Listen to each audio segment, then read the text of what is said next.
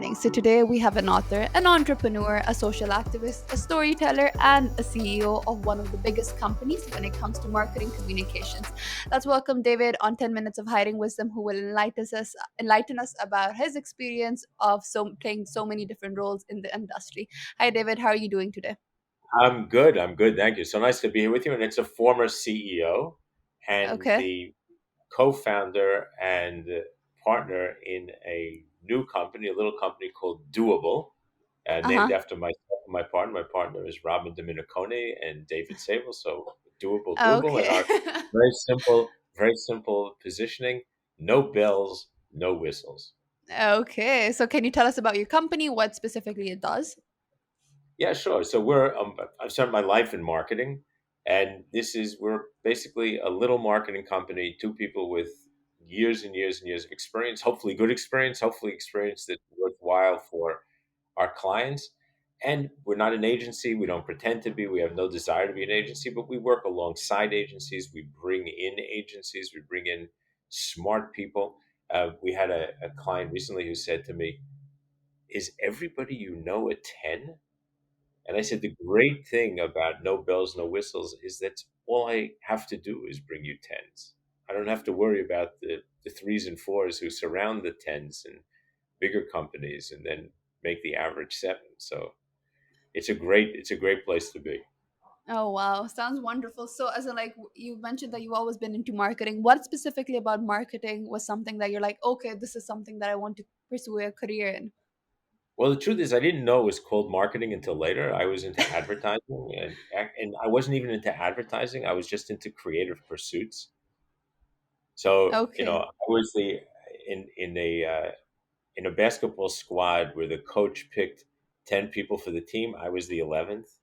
So I didn't get to be on the basketball team, and I put my energy into creative pursuits. So I was the person who was doing the school plays and writing stuff and just doing things that were creative and using my mind. And I was really into it. I had an opportunity to get into advertising. I started writing copy. I started designing ads, and I thought, wow, this is the coolest thing, and you can actually get paid for it. So Well, I it did worked it, out well for you. and it did work out very well for me, and I did it. And That's then I realized that it was bigger than that. That there's this whole thing around influencing people and understanding culture and being able to motivate people because you understand how culture and country fit with product and service. And so that became my passion and my pursuit. And I've done it globally. And, there's nothing more exciting than getting off a plane in a country that you've never been to, but you've only read about. You don't speak the language, but you absorb as much as you can, and then you come in and you try to bring your experience, understanding that their experience is completely different, and that's very true. creating That's something new. It's amazing. That's very true. So, I used to, I've lived in like quite a lot of countries in the past 4 years. And when I was in Buenos Aires, Argentina, when we looked at marketing and advertisement, there was this very collectivistic culture. So people used to be very collectivistic, like around family and everything. But when you look at advertisements in the US and everything, it's very individualistic, where it's much more on personal success and everything. So I can definitely see why marketing would be interesting because it varies from country to country, and like it's so diverse, and you can bring in different components of psychology and everything to attract the right audience. So I can definitely see Well, I'll give, why it I'll would give be you a such. great I'll give you a great example. So take credit cards. So I've represented, we've not currently, but in the past, major banks, and we've launched credit cards around the world. So when you look at credit cards in the United States, so people tend to use credit cards to buy the better product. So they'll use their credit to sort of fill that gap between refrigerator one and refrigerator two, Yeah, right? In England, people tend to use it to buy above. So they kind of go a little bit beyond what their means might be and they go a little deeper. In Germany, people use it not for credit, but they use it because it's a great way of organizing your spending. And at the time in Russia, they'd never had credit. They didn't know what credit cards were. And we were teaching people about credit. It was fascinating. It was absolutely fascinating teaching people. I remember one of the first piece of film we did was this beautiful film of a young woman walking down a street, and she sees a pair of shoes in a window, a beautiful pair of shoes, and she's kind of walking by because there's no way she could buy them. And then all of a sudden, the whole story basically is that no, like she has a credit card now, she can actually buy them. We had to teach people that you could do that because they were used to waiting online for 20 hours to get one left shoe in a size that didn't fit, that maybe you could trade somebody else for something else. And here all of a sudden I had this thing called credit and a credit card because I had a job and I could actually afford it. Amazing. Wow, that's not, I mean, you've had quite the experience, specifically all over the globe, and like the way you highlighted different countries such as Germany, Russia, the US, and everything. It sounds amazing. And I can see why you decided to start your own company based around marketing, because I can definitely see why it was so interesting. So you've had such a diverse experience and you've wore so many different hats. I would love for you to tell us, like, a lot of people have lost their jobs. So what would be something that you would tell job seekers out there to do to increase their chances of getting that dream job and to like be successful like you, for example? So I don't know what success means. I don't know what successful like me means, but I'll tell you this. First of all, never lose hope, never sink down, always be positive. It'll work out. You will make it work out. Only you can make it work out. No one else can make it work out but you. And so the question is what do you want to do with your life? So I tell this to people all the time. Some people are lucky and fall into the perfect job. They do. And they're just like, oh my God, this is the greatest thing. This is all I ever wanted to do in my life. And they're just the happiest people. Most people are not that lucky. And they work and they think they want to be in a particular area. Like, can't tell you how many friends I have who became lawyers who like hated it, or became doctors who didn't like it, or did anything and didn't like it. So here's my advice always. What is your vision for your life?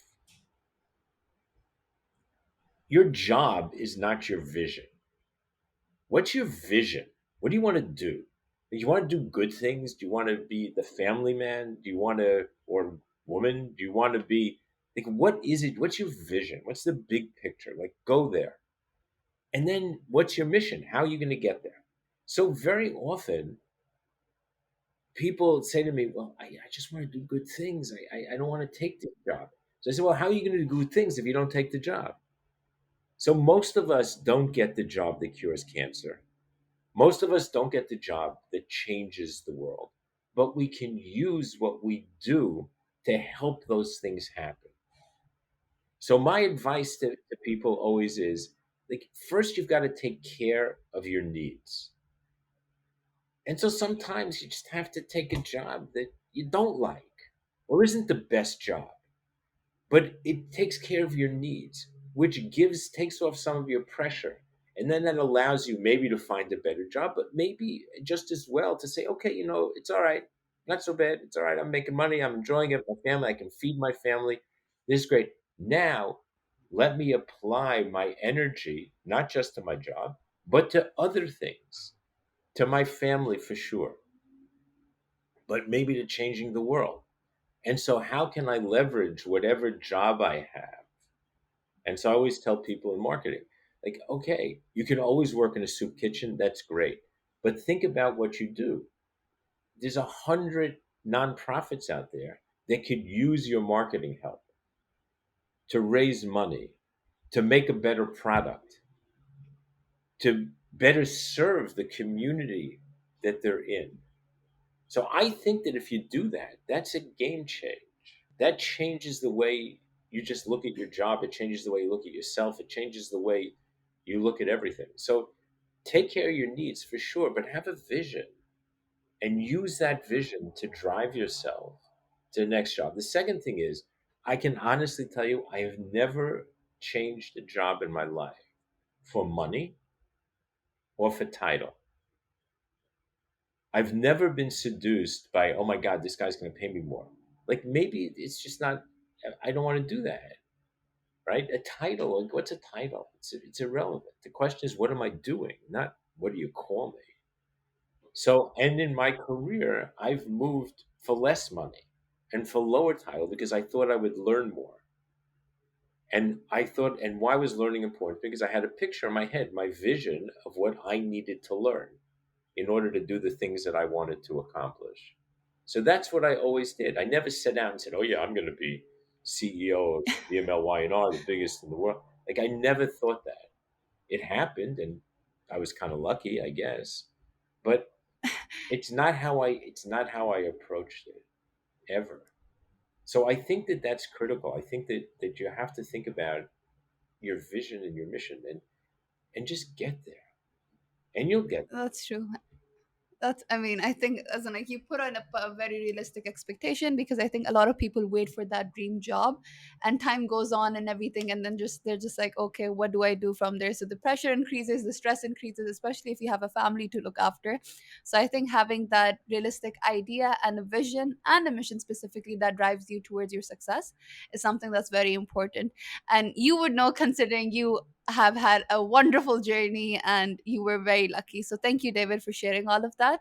Our time is up, but it was a pleasure having you, learning from you, and about your experience regarding marketing. Have a good rest of your Thank day, you so David. much. You too.